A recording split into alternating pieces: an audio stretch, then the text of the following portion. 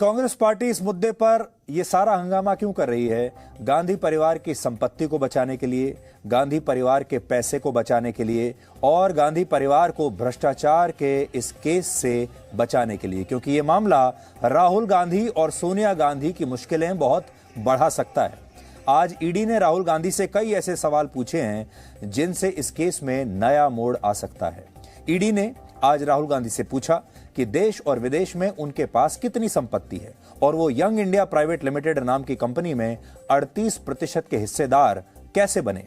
आज हमने इस केस से जुड़ी कई बारीकियों को समझा है और इस अध्ययन के दौरान हमने ये पाया कि यह मामला सिर्फ भ्रष्टाचार का नहीं है, बल्कि इस मामले में तमाम नियम और कानूनों की भी खुलकर धज्जियां उड़ाई गई हैं। इसलिए अब आपको ये पूरा मामला हम सरल भाषा में समझाते हैं। यंग इंडिया प्राइवेट लिमिटेड नाम से एक नॉन प्रॉफिट कंपनी बनाई गई जिसमें 2 लोग हिस्सेदार थे, यानी 2 पार्टनर्स थे। यह कंपनी 5 लाख रुपए की राशि से शुरू की गई, यानी इसके पास 5000 शेयर्स थे और हर शेयर की कीमत 100 रुपए थी। लेकिन इस कंपनी के गठन के बाद ये सभी शेयर्स 4 लोगों को ट्रांसफर कर दिए गए और ये 4 लोग थे सोनिया गांधी, राहुल गांधी, मोतीलाल वोरा जो कि कांग्रेस पार्टी के ट्रेजरर थे और ऑस्कर फर्नांडिस।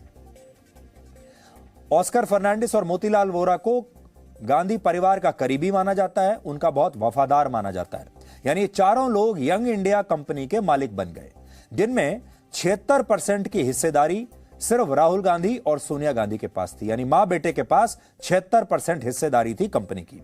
अब हुआ ये कि कांग्रेस पार्टी ने एसोसिएटेड जर्नल्स लिमिटेड यानी एजेएल कंपनी को 90 करोड़ 21 लाख रुपए का एक लोन दिया था और एजेएल इस लोन को चुका नहीं पा रही थी। एजेएल वही कंपनी है जो नेशनल हेरल्ड नाम का अखबार चलाती है, जो कि बंद हो चुका है। इसके बाद यह तय हुआ कि young India company Congress party को 50 लाख रुपए का भुगतान कर देगी और फिर एजेएल को 90 करोड़ का लोन कांग्रेस पार्टी को नहीं बल्कि यंग इंडिया नाम की इस कंपनी को चुकाना होगा। यानी मतलब लोन दिया कांग्रेस पार्टी ने, लेकिन एजेएल को इस लोन का भुगतान यंग इंडिया को अब करना था। अब एजेएल के पास पैसा तो था नहीं, वो भुगतान कहां से करते? इसलिए एजेएल ने अपने 9 crore equity shares young India को ट्रांसफर कर दिए इस पैसे को के बदले में।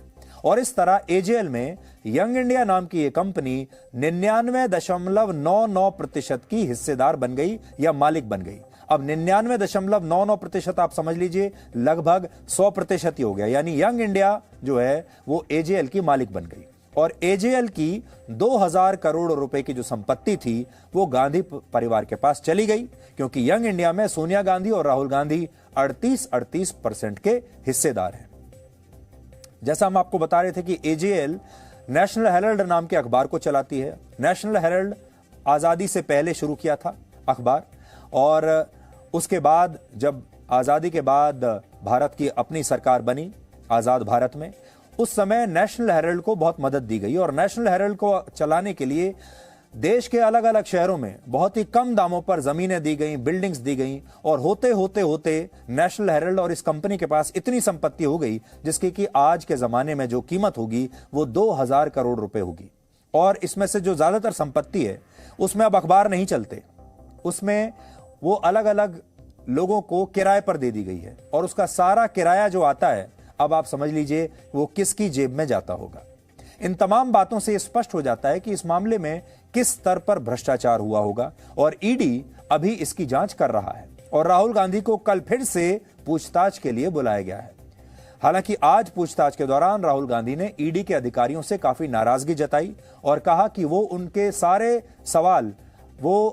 सवाल आज ही पूछ लें, क्योंकि वो बार बार ईडी के दफ्तर नहीं आ सकते। तो सोचिए, राहुल गांधी ये खुद तय करना चाहते हैं कि वो कब पूछताछ के लिए आएंगे, कब नहीं आएंगे। तो वो कह रहे हैं कि जो पूछना है आज ही पूछ लो, मैं बार बार नहीं आऊंगा। यानी वहां जाकर राहुल गांधी किसी तरह का एहसान कर रहे हैं ईडी के ऊपर।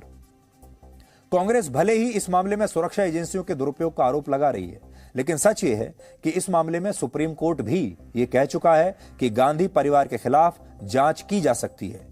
वर्ष 2016 में सुप्रीम कोर्ट ने कहा था कि इस केस में जितने भी आरोपी हैं उनके खिलाफ कार्रवाई का ना तो रोका जाएगा और ना ही रद्द किया जाएगा। तो आप ये समझ लीजिए कि इस कार्रवाई को रुकवाने के लिए ऐसा नहीं है कि कांग्रेस पार्टी ने और गांधी परिवार ने कोशिश नहीं की। गांधी परिवार इस कार्रवाई पर रोक लगाने के लिए, इस केस को स्क्वॉश कराने के लिए सुप्रीम कोर्ट तक गया है। पहले वो निचली अदालत में गए, वहां पर उनकी नहीं सुनी गई। फिर हाई कोर्ट में गए, हाई कोर्ट ने भी यही कहा कि नहीं, जांच तो होनी चाहिए। फिर सुप्रीम कोर्ट में गए और सुप्रीम कोर्ट ने भी यही कहा कि जांच तो होनी ही चाहिए। यानी किसी भी अदालत ने उन्हें राहत देने से इनकार कर दिया। तो आज गांधी परिवार जो कह रहा है, जो विक्टिम कार्ड खेल रहा है, जो कह रहा है कि हमें सताया जा रहा है, वो इसलिए गलत है बात क्योंकि गांधी परिवार खुद सुप्रीम कोर्ट तक जा चुका है। और अगर सुप्रीम कोर्ट ने उनकी इस रिक्वेस्ट में कोई मेरिट नहीं देखी तो इसका मतलब यह है कि जरूर दाल में कुछ काला है। इसलिए यह मामला अभी और कई दिन तक चलेगा, लेकिन अगर इस मामले की ठीक से जांच हुई तो राहुल गांधी और सोनिया गांधी के लिए बहुत बड़ी समस्याएं खड़ी हो सकती हैं। वो भ्रष्टाचार के इन मामलों में जो है परेशानी में पड़ सकते हैं, क्योंकि मामला बहुत बड़ा है, 2000 करोड़ का मामला है। और जैसा आपको कल भी हम बता रहे थे कि कांग्रेस के जो कार्यकर्ता हैं, वो उन्हें ये बात समझ में ही नहीं आ रही है। वो शायद किसी विचारधारा को लेकर सड़कों पर उतरने का सपना लेकर कांग्रेस में आए होंगे, लेकिन कांग्रेस का जो कार्यकर्ता है उसकी किस्मत में यही लिखा है। आज वो राहुल गांधी और सोनिया गांधी के लिए सड़कों पर डंडे खा रहा है, जैसे अभी हमने आपको दिखाया।